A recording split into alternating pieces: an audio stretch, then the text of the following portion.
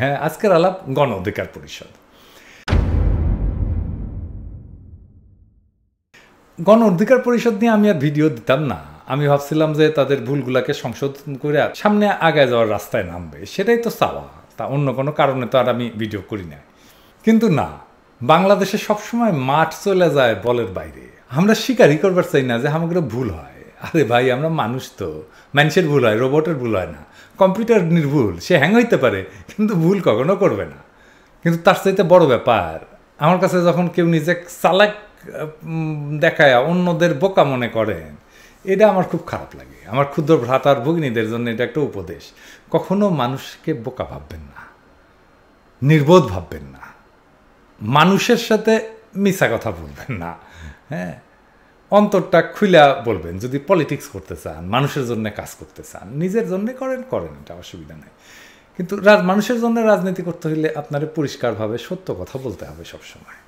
আপনার বিরুদ্ধে কোনো ওঠা অভিযোগের আপনি বলতে পারেন যেটা আমি নিয়ে কথা বলবো না, কিন্তু আপনি জনগণ বা রাষ্ট্রের ইস্যু নিয়ে মিছা কথা বলতে পারবেন না, ফুল স্টপ। যাই হোক, আলাপে আসি। নূর আমার প্রথম ভিডিও দেখার পরে আমাকে ফোন দিছিল অনেক রাতে, আমি ঘুমাই পড়ছিলাম, কিন্তু ভুলে রিঙ্গারটা অফ করি নাই। তো ফোন বাজায় ঘুম ভাঙলো। আমার কাছে নূরের নাম্বার সেভ করা নাই, কিন্তু মনিটরে ছবি দেখে ফোনটা ধরলাম। সে আমাকে খুব ভদ্রভাবেই বলল, ছেলের তো খুবই ভদ্র, সে ভদ্রভাবে বলল যে আমরা আপনার ভিডিও দেখি, আমরা দেখতে বলি আমার লোকজনকে আপনার video, thank you very much, দেখতে বলেন আপনি। তো আমি নিজে খুব গুরুত্ব দিয়ে আপনার আর খালেদ মহিউদ্দিনের ভিডিও দেখেও কইল আর কি। তো যাই হোক, দীর্ঘ সময় ধরে প্রায় 50 মিনিট হবে নূর আমার কভার চাইলো যে কীভাবে তার কাছে নানাভাবে এই মাসুদ করিম অ্যান্ড গং অ্যাপ্রোচ করছিল, ওই যে সিআইএর এবং হাসিনারে উৎখাতের প্ল্যান করতেছে, সিআইএ করে নাকি। হ্যাঁ, তো এইটা নিয়ে, এই ঘটনা নিয়ে নূর, মানে মাসুদ করিম নিয়া নূর অনেক রাজনৈতিক মুরব্বীর সাথে আলাপ করছে, যেমন মান্না ভাইয়ের সাথে আলাপ করছে, জেনারেল ইব্রাহিমের সাথে আলাপ করছে। তো নূরকে নাকি সবাই সতর্ক করছে, ইত্যাদি ইত্যাদি, এই সমস্ত। এমনকি এই মাসুদ করিমের হাতে তুই লম্বা, নূর কইল যে নূরের দলের খুব উঁচু লেভেলের একটা হোয়াটসঅ্যাপ গ্রুপ আছে। হ্যাঁ, ওই হোয়াটসঅ্যাপ গ্রুপের আলাপও নাকি মাসুদের কাছে চলে যেত, তারপরে মাসুদ নাকি ফোন করে আবার নূরের থ্রেট করছিল। তো যাই হোক, তো এইসব কথার মধ্যে একবার নূর কইল যে এই যে সোকল্ড সিআইএ মাসুদ করিমের চাপাচাপিতে নূর বলছিল যে আমাকে এই যে মিলার ছিল না আগের বার অ্যাম্বাসাডার, আমেরিকান অ্যাম্বাসাডার, ওর লগে একটা চা খাওয়ার দাওয়াত দেন, সে বলুক যে আপনি সিআইএ, তাইলে আপনার লগে আলাপ করবো। তো আমি এই পর্যন্ত শুনে আর নূরকে বললাম যে আপনার কি মনে হয় যে মিলার আপনার কবে যে ও আসলে সিআইএ, হ্যাঁ আপনি কাজ করতে পারেন ওর সাথে, হ্যাঁ এটা কবে, জিন্দেগিতে কবে না। এইভাবে তো রাষ্ট্রগুলো কাজ করে না, এভাবে এমবাসিও কাজ করে না, এভাবে সিআইএও কাজ করে না। হ্যাঁ, তো আমি নূরকে কইলাম যে আপনি তো মোসাদের মেহেদি সাফাদির লগে দেখা করছিলেন, মিটিং করছিলেন, কেন? তো আপনি তো কোনো অবস্থাতে একজন ইসরায়েলের এজেন্টের সাথে দেখা করতে পারেন না, এটা তো বাংলাদেশের স্বার্থবিরোধী। সে তো যাইরা অস্বীকার করলো। এই ছবিটা এডিটেড কিনা তা কিন্তু এই যে এইখানে ফ্রান্সে ফরেন্সিক করানো যায়। আমি কইলাম আচ্ছা মানলাম যে ছবিটা যে ছড়াইছে এটা এডিটেড, কিন্তু আপনি তো নিজের মুখে বলছেন যে আপনি মেহেদির সাথে দেখা করছেন। এই যে শুনেন আপনি কি বলছেন নিজের মুখে। মেহেদি এন্ড সাফাদির সাথে আমার মিটিং হয়েছে, আমার বৈঠক হয়েছে, আমার কথা হয়েছে, আমার আলোচনা হয়েছে, তো তাতে কি হয়েছে? এরপরে আপনি ওই যে নিজেই শিপনের সাথে, শিপন বড়ুয়া মানে তার এক মাল আর কি। হ্যাঁ, তো যাই হোক, অখণ্ড ভারতের জন্য কাজ করে আর কি। তো ওর সাথে কি আলাপ করছেন শোনেন। বাট সে কি কোনো মানে ইনফ্লুয়েন্সিয়াল লোক কিনা? হ্যাঁ, উনি তো ইসরায়েলের নেতা মেহেদি সাফাদি, লিকুন পার্টির লিডার। আমাকে ওই দুইজন বলছে যে চাইলে তার সাথে মিট করে দিতে পারে। শুনেন, আমি আপনাকে যেটা বলি মনোযোগ সহকারে শুনেন। মিটিং এ ছিলেন কতক্ষণ আপনি মেহেদির সাথে? 40-45 মিনিট। আচ্ছা শুনেন, ওর বস হচ্ছে ড্যানিয়েল কাটাজ। ড্যানিয়েল কাটাজের সাথে ছাড়া ও কোনো কাজ করবে না, এবং ড্যানিয়েল কাটাজকে ও সরাসরি মানে ইম্পর্টেন্ট মানে সিরিয়াস ইস্যু ছাড়া কখনো ফোন দেয় না। উনি খুব সিনিয়র একজন কর্মকর্তা। ওই ছবি তুলে নেয় মেহেদির সাথে, একটা বোধহয় তোলা হয়েছিল আমাদের। হ্যাঁ, ওইটা আমাকে দিবেন, ওইটা আমি ড্যানিয়েলকে পাঠাবো। ড্যানিয়েলকে আপনার নাম্বার দিব, আমি বলবো যে আমাদের লোক, ঠিক আছে? ড্যানিয়েল আপনার সাথে ফোন দিবে। কি করেছে? আপনি মালয়েশিয়া আসলে আমি এটা আপনাকে বলবো। নাম্বার সাথে এখন বলেন না, আপনি তো শুধু আমাকে না, শুরুতে তো ডকুমেন্টস তো অনলি আপনাকে দেবো, সেটা কিভাবে হবে? সুতরাং আপনি বিশ্বাসের ঘাতকতা করেছেন। আপনি আমি আপনাকে দেখি যে আপনার সাথে বিশ্বাসের মর্যাদা তো রাখতে হবে। ভাই আপনি বলেন তো ভাই আসলে আপনি ডকুমেন্টস কাকে পাঠাইছেন? তো নূর আমার হোয়াটসঅ্যাপের ইয়েতে কইলো যে আমি হোয়াটসঅ্যাপে পাঠাইছিলাম এই ক্লিপটা, তো আমার হোয়াটসঅ্যাপের ইয়েতে কইলো যে এটা এডিটেড। আচ্ছা মানলাম এডিটেড, কিন্তু আপনি নিজে যেটা বলছেন যে মেহেদীর সাথে দেখা করছেন সেটা তো এডিটেড বলে দাবি করেন নাই, তাই না? আবার শোনেন আর একটা জিনিস, আপনি নিজে কইতেছেন যে মোসাদের লগে এমন মিটিংয়ের সুযোগ হইলে আপনি লুফে নিতেন। শুনেন, এখানে কারোর সাথে আমার ওই ভাবে কোনো বিদেশি গোয়েন্দা সংস্থার লোকের সাথে মিটিং হয় নাই, তবে যদি হওয়ার সুযোগ থাকতে আমি সেটা লুফে নিতাম। তার মানে আপনার তো মোসাদের সাথে মিটিং করার কোনো নৈতিক বা আইনগত বাধা নাই বলে স্বীকার করছেন, তাই না? এবং এটা বলছেন যে আপনি করেন নাই মিটিং, কিন্তু করার সুযোগ পাইলে আপনি সুযোগ ছাড়তেন না, তাই না? Are you serious? হ্যাঁ নূর, আপনি জাতীয় পর্যায়ে রাজনীতি করতেছেন, আপনার সাথে তো কথা বলবেন আর কেউ কিছুদিন পরে, আপনার নামই হয়ে যাবে যে মোসাদ নূর। আপনি কখন কোথায় কি বলেন তার কোনো ঠিকই নাই। আজ দেখলাম ডয়েসে বেলেত কইতেছেন হাসিনা ক্ষমতাচ্যুত করতে হইলে ষড়যন্ত্র করবেন, তাতে নাকি আপনার কোনো অসুবিধা নাই। আপনি ষড়যন্ত্র করতে পারবেন কিনা আমি জানি না, কিন্তু আপনি যে ব্যবহৃত হইবেন যার তার হাতে, তার অপশন আপনি নিজেই দিয়ে দিতেছেন। কিন্তু আমরা সরকারি দল না, প্রধান বিরোধী দল না, কাজী সেই ধরনের ষড়যন্ত্র করার মতো অবস্থায় কিংবা আসলে সক্ষমতা আমাদের নেই। এই সরকার পতনের জন্য যা করার দরকার তাই করতাম যদি আমার সেই ম্যান পাওয়ার মানি পাওয়ার থাকতো। ওকে, এই সরকার পতনের জন্য চাইলে আপনি ষড়যন্ত্র করতে পারতেন। ফ্যান্টাস্টিক। আমরা একটু এই সরকার যা করার তাই করতাম। আপনার যেহেতু মোসাদের সাথে মিটিং এর আপত্তি নাই, তো আপনি আদৌ মিটিং করছেন নাকি করেন নাই সেটা তো অপ্রাসঙ্গিক, তাই না? ডাকলে আপনি করতেন, এখনো ডাকলে আপনি যাইবেন, তাই না? তো নূর, আপনারে আমি হোয়াটসঅ্যাপে এই কয়েকটা প্রশ্ন জানতে চাই, মেসেজ দিছিলাম। আপনি বলছেন আপনি মিটিংয়ে আছেন, তো সেই মিটিং 2 দিন পরে শেষ হইল। তো নূর 2 দিন লাগছে আপনার মিটিং শেষ হইতে, তো তারপরে আপনি জানাইলেন লিখা যে রেজা কিবরিয়া আপনাকে মেলা প্যারার মধ্যে রাখছে, তাই এই সময় যেন আমি সমালোচনা না করি, দলটারে যেন আমি গুছানোর জন্য হেল্প করি আর কি। তো আমি কইলাম যে আমার প্রশ্নগুলোর জবাব কি? তো নূর কইল যে তার নিরাপত্তার সমস্যা আছে, তাই এখন সে জবাব দেবে না, 15 দিন পরে দেবে। তার মানে অন্য সব জায়গায় যে সিস্টেমে চাপা মারে, সে একই সিস্টেমে আমার কাছে চাপা মেয়েরা পার হয়ে যাবে এটা ভাবছিল। আমি কি ভালসুন নূর? বগুড়ার ভাষাত কথা কইতো, তাই আমারে ভালসুন মনে হয়? হ্যাঁ, বোকা মনে হয়? আপনি যে এগুলো করতেছেন, এগুলো কইরা যে কি কি সূক্ষ্ম সূক্ষ্ম সমস্যার জন্ম দিতেছেন, দেখেন দেখেন।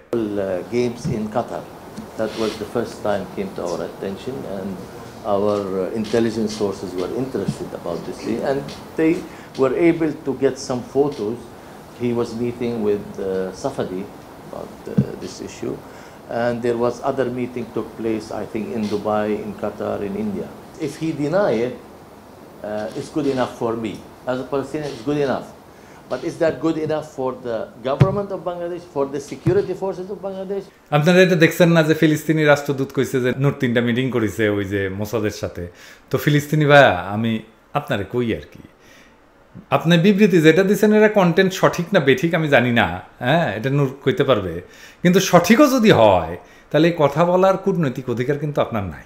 হ্যাঁ, মানে নূরের সাথে আমরা বুঝে নেব কি করব, কিন্তু আপনি বলবেন না এটার মধ্যে। এটা আমাদের সংসারের আভ্যন্তরীণ বিষয়, এ বিষয়ে আপনি কথাবার্তা বলেন কেন?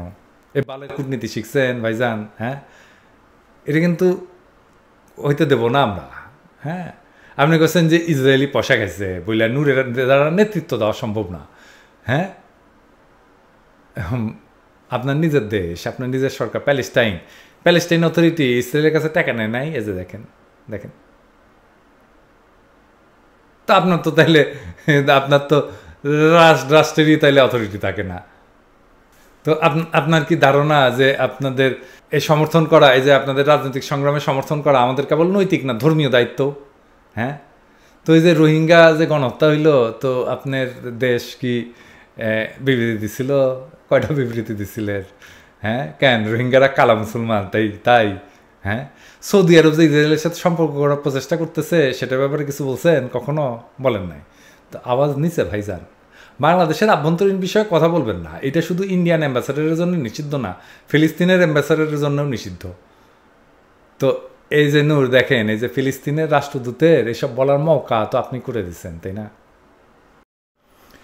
আচ্ছা আসেন আসলে দেখি নূরের সাথে মেহেদী সাফাদির মিটিংটা আসলেই হয়েছিল কিনা।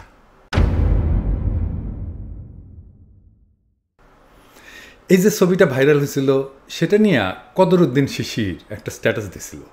কদরুদ্দিন শিশির কে? যারা চিনেন না ওনাদের তাদের বলি, তিনি বাংলাদেশের ফ্যাক্ট চেকের পায়োনিয়ার, বাংলাদেশের একজন খুবই ব্রাইট তরুণ সাংবাদিক। ফ্যাক্ট চেকিংই তার পেশা এবং সে এখন এএফপিতে কাজ করে ফ্যাক্ট চেকিং এডিটর হিসাবে। এএফপি একটা অতি বিখ্যাত আন্তর্জাতিক সংবাদ মাধ্যম।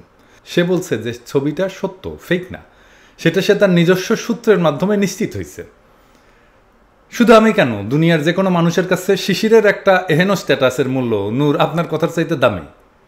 আমি তারপরে নিজে ডাবল নিশ্চিত হওয়ার জন্যে আপনার সাথে যারা গেছিল না ওই মিটিংয়ের সময়, আপনারা নিয়ে গেছিল গাড়ি চালায়, তাদের খোঁজ করি, খোদা তালা ওনাদের মিলাও দেন। আপনার বয়স কম, আমার অর্ধেকেরও কম, তো এই বয়সে তো স্মৃতিশক্তি এত দুর্বল হওয়ার কথা না। আপনাকে মনে করাই দিই কী হয়েছিল। 28 ডিসেম্বর 2022 দুপুর 2টার সময় Dubai sun and sand hotel থেকে 7 জনের একটা টিম 2টা গাড়ি নিয়ে দুবাই স্পোর্টস সিটির সিটি সেন্টারের মার্কেটের বাইরের পার্কিংয়ে গাড়ি পার্ক করে। আপনি 7 জনের মধ্যে থেকে 2 জনকে বাইসা নেন, বাইসা নিয়ে সিটি সেন্টারের ভিতরে প্রবেশ করেন, বাকি 5 জন অন্য কাজকর্ম করে।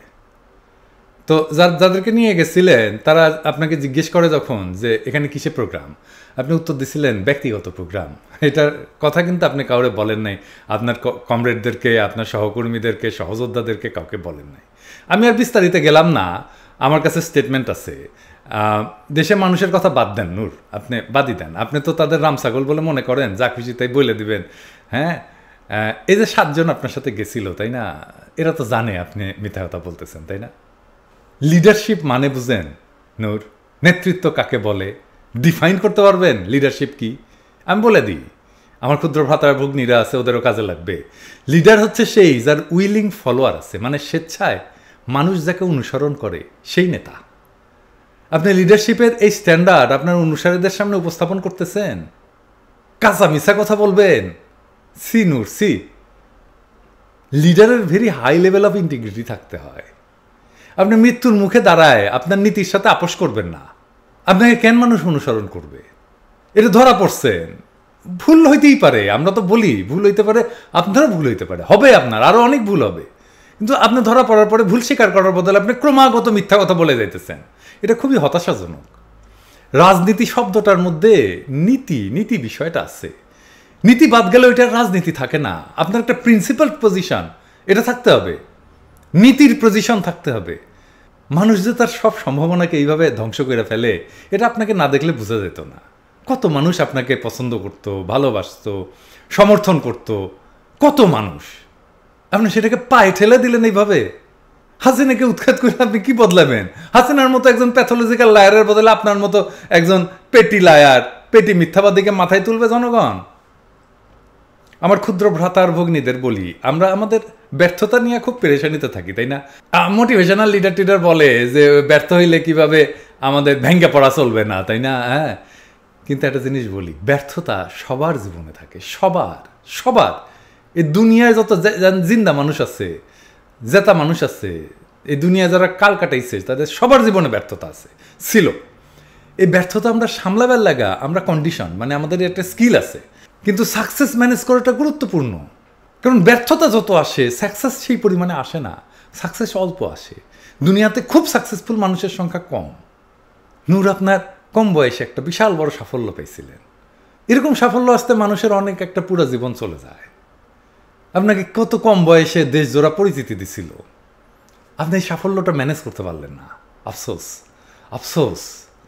যদি আপনি জনগণের রাজনীতি করেন তাইলে আপনার 2টা কোয়ালিটি থাকতে হবে, মাথায় রেখেন।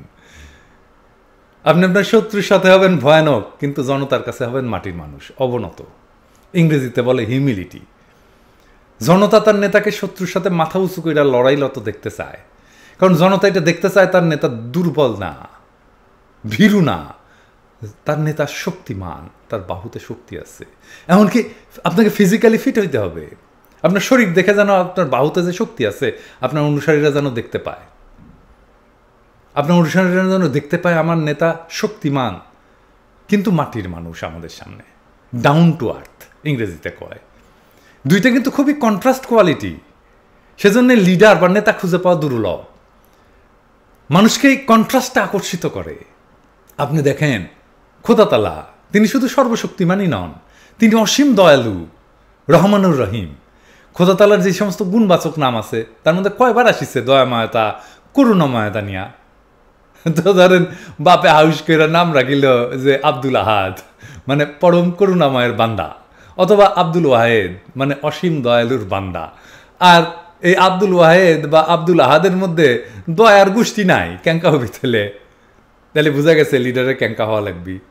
আর নূর আপনি বুঝবার পারছেন আপনি কোনটি ভুল করিচ্ছেন বারবার কইরা? হ্যাঁ, এবার আসেন একটু রেজা কিবরিয়া নিয়ে কথা বলি। হ্যাঁ, উনি বলছেন যে উনার মার্সিডিজ আছে, উনি মার্সিডিজে চড়েন, উনি নাকি এক্সিকিউটিভ ক্লাসে চড়েন না, বিমানে ফার্স্ট ক্লাসে চড়েন। হ্যাঁ, তো ভাইজান আপনার মাথা মোথা ঠিক আছে তো? এই মানসিকতা নিয়ে আপনি রাজনীতি করতে আসছেন বাংলাদেশে? আপনি তো দুনিয়ার কোথাও রাজনীতি করতে পারবেন না এই মানসিকতা নিয়ে। আমি যে এলিটের গোষ্ঠী কিলাই, সে এলিটের বাপ তো আপনি। তো ফার্স্ট ক্লাসে ট্রাভেল করে তো বেশি কার্বন নিঃসরণ করছেন অন্যদের চাইতে, অনেক বেশি বৈশ্বিক উষ্ণতা বাড়াইছেন। আমি যদি এলিটিজমের কথায় যদি আপনারে বলি, আপনি তো স্বার্থপর মানুষ, আবার সেটাতে গর্ব কইরা করছেন। হ্যাঁ, এটা গর্ব করার বিষয়। আপনি তো পশ্চিমে থাকছেন, চাকরি বাকরি করছেন, অনেক মেলা বড় চাকরি বাকরি করছেন। পশ্চিমে এভাবে কথা বলতেন নাকি বাংলাদেশের নাগরিকদের সাথে এভাবে কথা বলতে হয়? উনার আবার কেউ কেউ মাথায় তুলছিল, কিন্তু উনার আবার পাবলিক রিলেশনস অফিসার আছে কিন্তু একজন, হ্যাঁ, যে মনে করে যে সে প্রাইম মিনিস্টার হওয়ার যোগ্য আর কি, প্রাইম মিনিস্টার ম্যাটেরিয়াল। এই যে শুনেন সে কি বলে। আমি মনে করি যে বাংলাদেশের এখন অপোজিশন ফিগারদের মধ্যে রেজা কিবরিয়া বাংলাদেশের প্রধানমন্ত্রী হওয়ার যোগ্য, সত্যি কথা যেটা। তো সে আমারে কইছিল যে পুটকি চালাক, শারমেয় মানে জানেন তো কুকুর। হ্যাঁ, এইটা বলে সে বলছিল যে আমি নাকি আন্তর্জাতিক রাজনীতির কিছুই বুঝি না। আমার বোঝার দরকার নাই তো, তুই বুঝিস। হ্যাঁ, মেলা কিছু। হ্যাঁ, তো এটা বুঝিস না যে এটা প্রাইম মিনিস্টার কে, এটা ইউনিয়ন পরিষদের চেয়ারম্যানও হতে পারবে না। হ্যাঁ, এটা বুঝিস না? আমি তো বুঝি না, আমি তো জানি, আমি তো কিছু, আমি তো মূর্খ মানুষ, আমার তো লেখাপড়া নাই, আমি মূর্খ মানুষ, আমার জীবনে কোনো অ্যাচিভমেন্ট নাই এই ইউটিউবার হওয়া ছাড়া। তো তুই তো জানিস সব কিছু, তুই ধরবার পারিস নি কাজ, এটা ভাল শুন। মানে এলিট হইলে সব পারবে সে।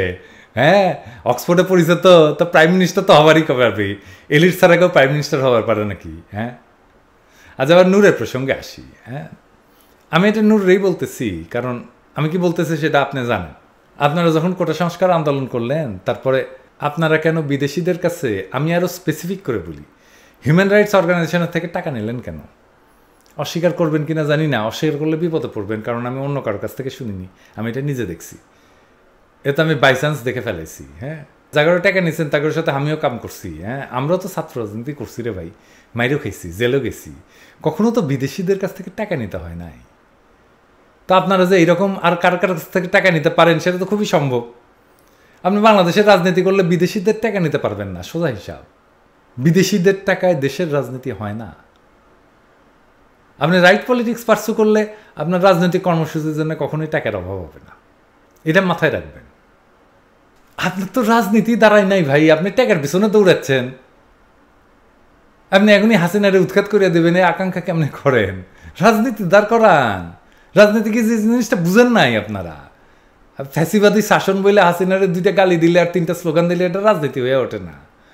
আমি বলে আপনাদের ভবিষ্যৎ দেখতে পারছি। হ্যাঁ, আপনাদের কিন্তু খুঁড়ায় হাঁটা শুরু হবে এখন। হ্যাঁ, যদি এখনো সংশোধন না হন, সংশোধন হইলে আপনারা উঠে দাঁড়াইতে পারবেন, আদারওয়াইজ উঠে দাঁড়াইতে পারবেন না কখনো। বাংলাদেশের মানুষ অনেক কিছু মাফ করবে, ইসরায়েলের গোয়েন্দা সংস্থার লোকের সাথে লতকালতকেও মাফ করে দিবে।